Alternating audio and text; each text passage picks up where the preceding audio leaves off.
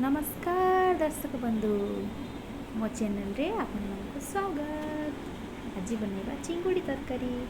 तो प्रथमे चिंगुड़ी को भल भाव धोई नेली, तापर ताको भल भाव मसला सब गोली देली आउ एबे फ्राए करूची। पूरा लाल हेकी फ्राए हेबा जाए भल भाव फ्राए कली। तापर मो पियाज मो सब मसला गुड़ा जो अच्छी सब रेडी करूची।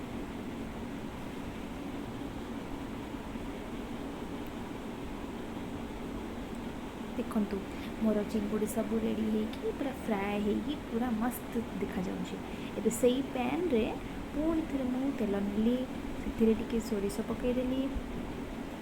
सोरिष टी छाणी हो गलापर मुझे पुणी पकईदेली पियाज। आज तो मजा आसीज खाइबारे। पियाज पकईदेला भाजिली टिके लाल हो गलापर मुझे नेक्स्ट जीवी मसला ये टमाटो तापर रसुण अदा पेस्ट बनई देछि मु आ सब मसला गुड़ा को टिके पकई देछि। चिकेन मसला टिके हल्दी लंका गुंड लूण एटा सब पकई देकी सेटा को घांटी देली। केते टेस्टी देखा जाउची। तापर टिके लूण पकई देली।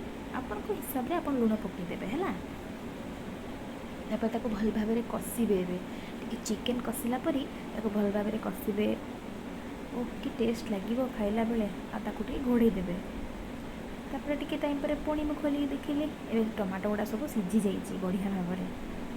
ताको आउ टिके पर पानी पकईकी जो मसला पूरा रेडी हो पानी पकईकी ताको टिके फुटिया छाड़ीदेवे। जदि आपको झोल करार अच्छी ताहले पानी पकईकी फुटेदेवे। एबे देखो पानी गरम होकर फुटी आसला मु चिंगुड़ी जी भाजिकी रखी सबको पकईदेली। एबे टिके टाइम पर सेटा फुटिब चिंगुड़ी रे पूरा तरकारी रस गुड़ाक रेडी हो। उफ कि लगुच टेस्टी देखिया को पूरा होटेल स्टाइल रेस्टोरेंट स्टाइल चिंगुड़ी तरकारी होती। आप जॉइन करने चाहूँगी तेज जल्दी जल्दी मो पाख पलि आसतु आम सागर मिसिकी बसिकी खाइबा। नमस्कार।